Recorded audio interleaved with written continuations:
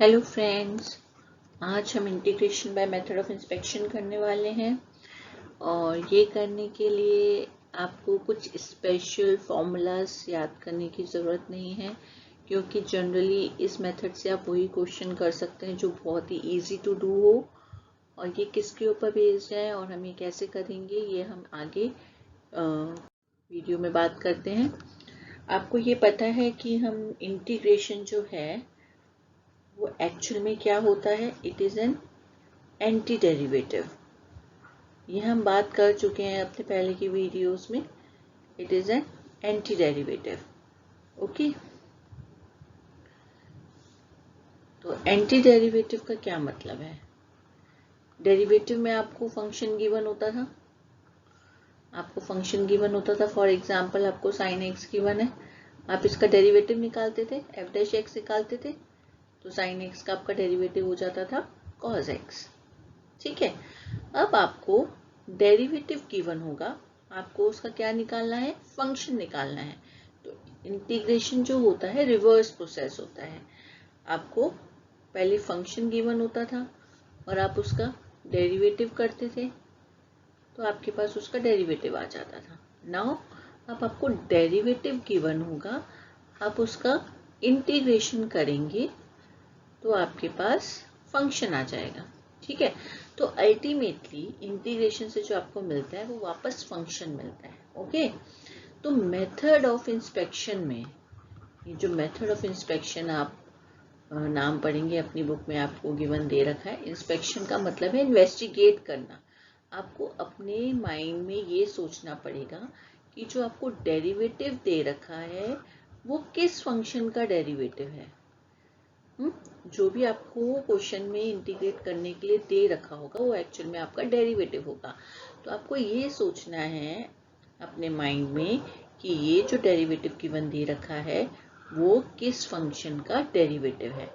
ठीक है, तो एक तो ये तरीका है कि आप उसको सोचें, क्योंकि अब थोड़ा बहुत आप इंटीग्रेशन के बारे में जान चुके हैं, कुछ बेसिक फॉर्मूलाज आपको पता है। आपने पीछे 2 वीडियोस देखी होंगी, उसमें हम बेसिक फॉर्मूलाज डिस्कस कर चुके हैं इंटीग्रेशन के।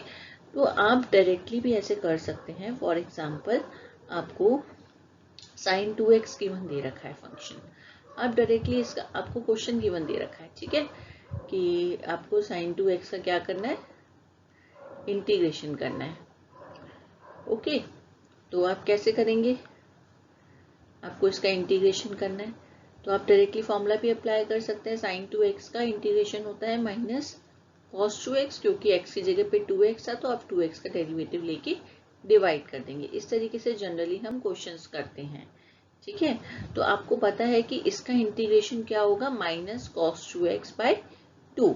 लेकिन अगर क्वेश्चन आपका मेथड ऑफ इंस्पेक्शन से करने को आता है तो आप डायरेक्टली फॉर्मूला अप्लाई करके नहीं करेंगे। आप क्या लिखेंगे, as the sin 2x is the derivative of minus cos 2x by 2, therefore the integration of sin 2x is minus cos 2x by 2।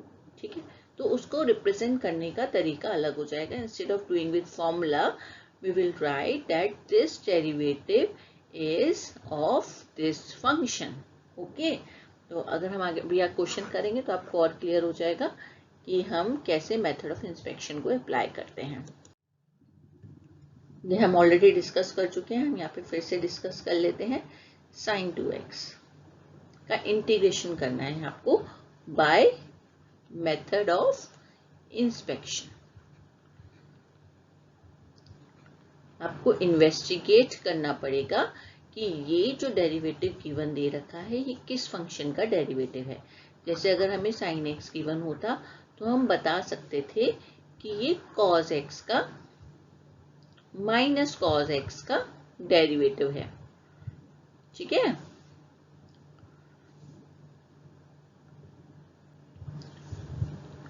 तो माइनस cos x का अगर आप डेरिवेटिव करते हैं तो क्या आता है आपके पास। अगर फॉर एग्जांपल आपको फंक्शन गिवन दे रखा होता माइनस cos x और आप इसका डेरिवेटिव निकालते तो क्या आता, cos x का डेरिवेटिव होता है माइनस sin x। ये ऑलरेडी आप डेरिवेटिव्स में कर चुके हैं। ठीक है, तो cos x का डेरिवेटिव माइनस sin x, तो इसका फाइनल डेरिवेटिव क्या हो गया, ओनली sin x और प्लस sin x। तो अगर आप साइन एक्स का इंटीग्रेशन करेंगे तो आपको क्या मिलना चाहिए, माइनस कॉस एक्स मिलना चाहिए। ठीक है, ऐसे अगर आपको साइन टू एक्स का इंटीग्रेशन करना है तो आपको यहाँ पे लिखना पड़ेगा as sine two x is the derivative of, किसका डेरिवेटिव होगा, sine two x minus cos two x, क्योंकि यहाँ पे एक्स की जगह पे 2x है तो 2x आप 2 से डिवाइड करते हैं। ठीक है, तभी आपका 2 कैंसिल हो जाता है। तो minus cos two x by 2, जब आप minus cos two x by 2 का डेरिवेटिव लेके देखेंगे तो आपको साइन टू एक्स ही मिलेगा। आप चेक भी कर सकते हैं साइड में, अगर आपको फंक्शन गिवन दे रखा होता minus cos two x by 2, आप इसका डेरिवेटिव कैसे करते, माइनस 1/2 को बाहर लिखते। ठीक है, क्योंकि ये कांस्टेंट है, और cos 2x का डेरिवेटिव हो जाता माइनस साइन 2x, और according to the chain rule आपको 2x का डेरिवेटिव दोबारा से करना पड़ता। 2x का डेरिवेटिव होता है 2, तो आपने 2 से मल्टीप्लाई कर दिया, तो दिस 2 इस 2 से कैंसिल हो जाएगा आपका, माइनस माइनस प्लस आपका क्या आ जाएगा, साइन 2x। तो डेरिवेटिव क्या आ रहा है आपका, साइन 2x आ रहा है, यानी कि साइन 2x का इंटीग्रेशन क्या होना चाहिए, माइनस कॉस 2x बाई 2। ये साइड में आप चेक भी कर सकते हैं, अगर आपको मेथड ऑफ इंस्पेक्शन यानी कि बैक ऑफ द माइंड आप डायरेक्टली नहीं सोच पा रहे हैं कि जो साइन 2x है वो किस फंक्शन का डेरिवेटिव होगा, तो आप यहाँ पे डायरेक्टली इंटीग्रेट करके उसको देख भी सकते हैं बाय फॉर्मूलाज डायरेक्टली। ठीक है, या फिर आपने जो भी सोचा है उसको चेक कर सकते हैं कि yes this is the derivative of this function.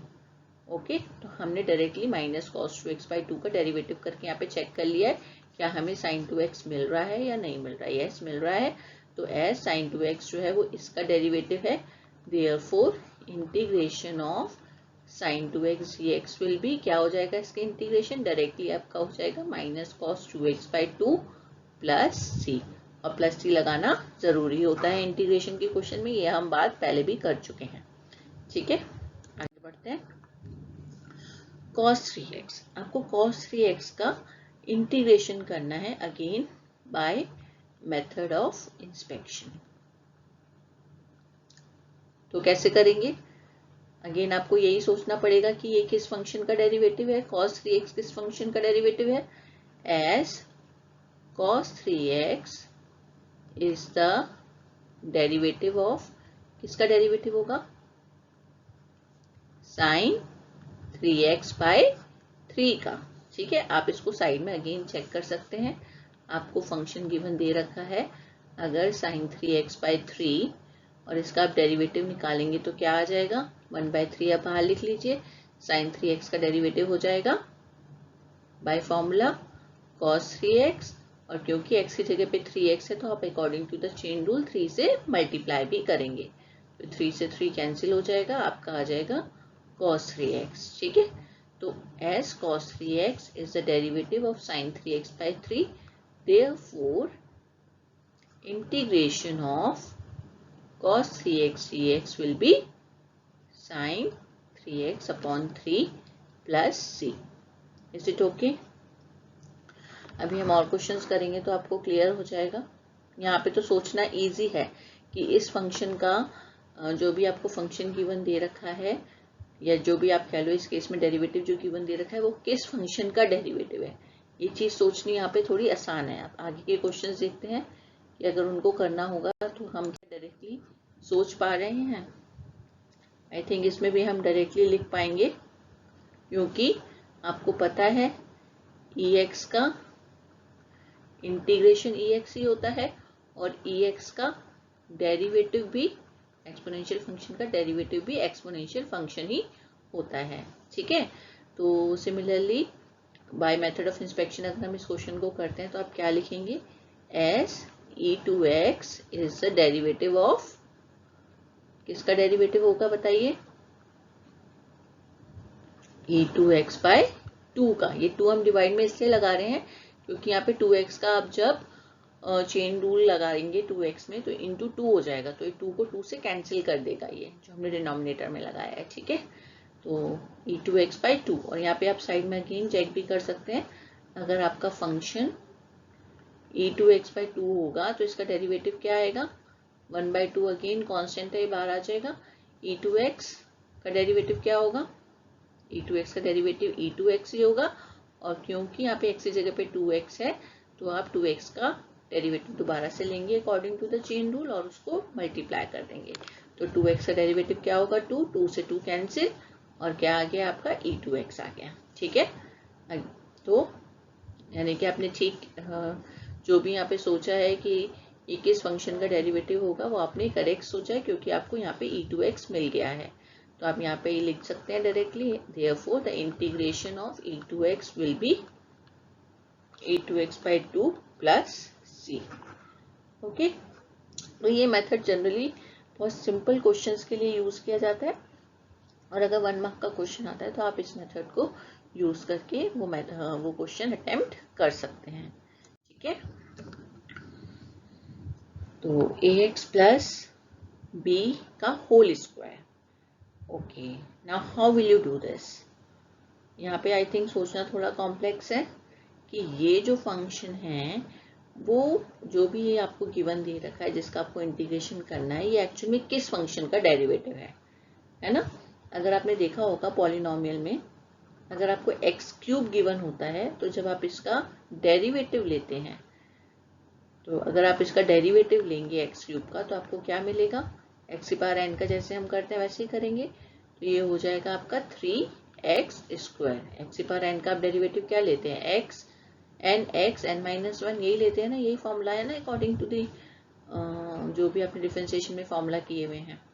ठीक है, तो पॉलिनोमियल फंक्शन का जब भी आप डेरिवेटिव लेते हैं तो वो आप इस फॉर्मूला के अकॉर्डिंग लेते हैं। तो यहाँ पे अगर आपको एक्स क्यूब गिवन होता है तो आपके फंक्शन में पावर जो बनती है वो एक्स स्क्वायर बनती है, डेरिवेटिव में जो पावर बनती है। तो यहाँ पे आपको डेरिवेटिव में ये आपका डेरिवेटिव गिवन दे रखा है एक तरीके से, डेरिवेटिव में कितनी पावर है पॉलिनोमियल फंक्शन की, 2 है। तो इसका मतलब ये तो क्लियर है कि जो भी फंक्शन होगा उसकी पावर कितनी होनी चाहिए, 3 होनी चाहिए, और फंक्शन देखिए सेम होना चाहिए। यहाँ पे x है तो यहाँ पे भी x है, तो यानी कि यहाँ पे फंक्शन अगर आपका ax प्लस बी है तो यहाँ पे भी आपका फंक्शन क्या होना चाहिए, ax प्लस बी होना चाहिए।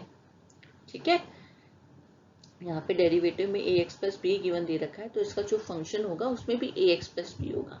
लेकिन जब हम डेरिवेटिव लेते हैं तो उसमें जो भी कॉम्प्लेक्स नंबर होता है उसका चेन रूल के अकॉर्डिंग दोबारा से आप डेरिवेटिव लेके मल्टीप्लाई करते हैं। तो अगर मैं इसका डेरिवेटिव लूंगी इस फंक्शन का, तो इस फंक्शन का डेरिवेटिव क्या आएगा, जैसे आप x की पावर n का करते हैं वैसे इसका भी करेंगे जो आपको गिवन दे रखा है। तो इसका डेरिवेटिव आएगा 3ax प्लस बी का होल स्क्वायर, लेकिन क्योंकि यहाँ पे x की जगह पे ax प्लस बी है तो आप इसका क्या लेंगे, दोबारा से डेरिवेटिव लेंगे according to the chain rule और उससे मल्टीप्लाई कर देंगे। तो ax प्लस बी का डेरिवेटिव आएगा a, तो हमने a से मल्टीप्लाई कर दिया। ठीक है, अगर आप देखिए तो आपके पास क्या आया है, 3a ax प्लस बी का होल स्क्वायर। तो ax प्लस बी का होल स्क्वायर तो मिल गया हमको, ये चीज तो यहाँ पे हमें इसी का ही तो फंक्शन निकालना था ना, इसी का इंटीग्रेशन करना था। तो हमें ax प्लस बी का होल स्क्वायर तो मिल रहा है, बट हमें एक्स्ट्रा और क्या चीज मिल रही है, 3a। तो हमें इस अगर 3a को हटाना है तो मुझे इस पूरे ax प्लस बी के होल स्क्वायर को किससे डिवाइड करना पड़ेगा, सॉरी ax प्लस बी के होल क्यूब को किससे डिवाइड करना पड़ेगा, 3a से, ताकि जब फाइनल हम इसका डिफरेंशिएशन करें तो 3a से 3a कैंसिल हो जाए। तो अब मुझे पता है थोड़ा कॉम्प्लेक्स हो गया है तो हम इसको दोबारा से कर लेते हैं। यहाँ पे ax प्लस बी का होल स्क्वायर का आपको इंटीग्रेशन करना है बाय मेथड ऑफ इंस्पेक्शन। तो आपको क्या लिखना पड़ेगा, एज डेरिवेटिव ऑफ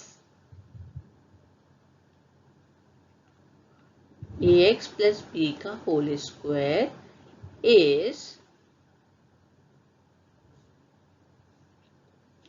सॉरी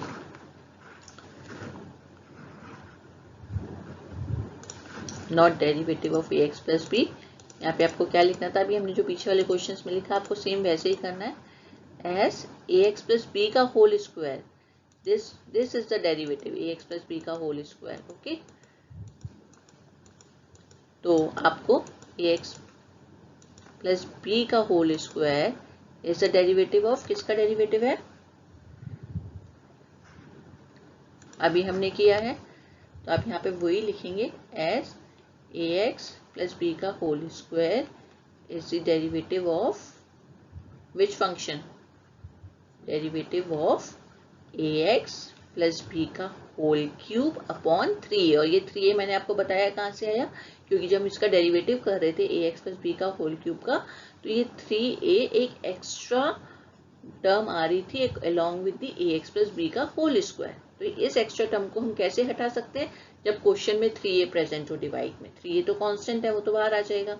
जब हम इंटीग्रेशन करेंगे, डेरिवेटिव करेंगे दोनों केसेस में, तो वो कैंसिल हो जाएगा। ठीक है, तो आप डायरेक्टली क्या लिख सकते हैं, एज ax प्लस बी का whole square is the derivative of this function, therefore integration of ax plus B का whole square is equals to ax plus B का whole cube upon 3a plus C लगाना जरूरी है।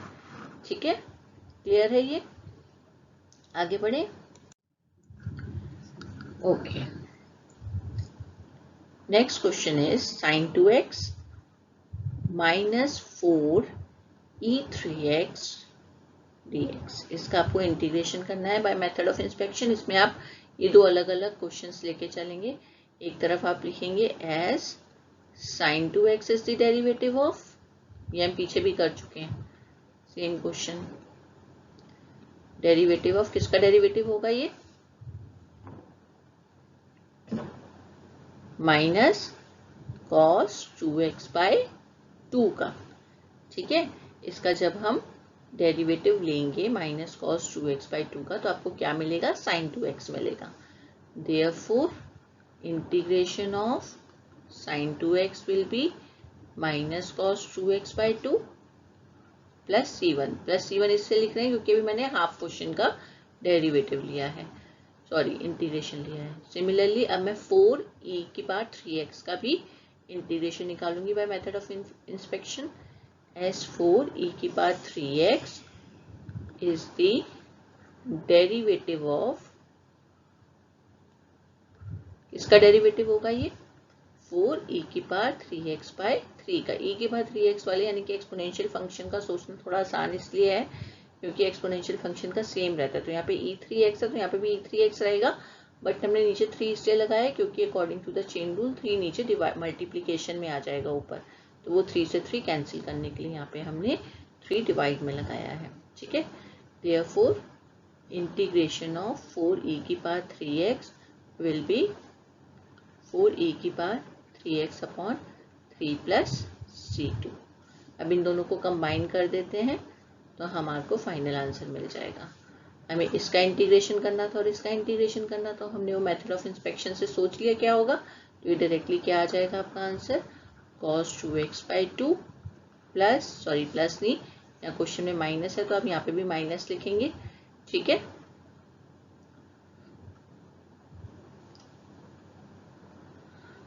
तो ये हो जाएगा आपका 4e की पावर 3x अपॉन 3 और c1 और c2 मिला के आप एक सिंगल कांस्टेंट लिख देंगे प्लस c। तो that will be your answer of the question according to the method of inspection. Okay, thank you. I hope आपको मेथड ऑफ इंस्पेक्शन अब अच्छे से समझ में आ गया होगा, और अगर नहीं आया है तो आप कमेंट बॉक्स में मुझसे दोबारा से अपनी क्वेरीज पूछ सकते हैं। Thank you.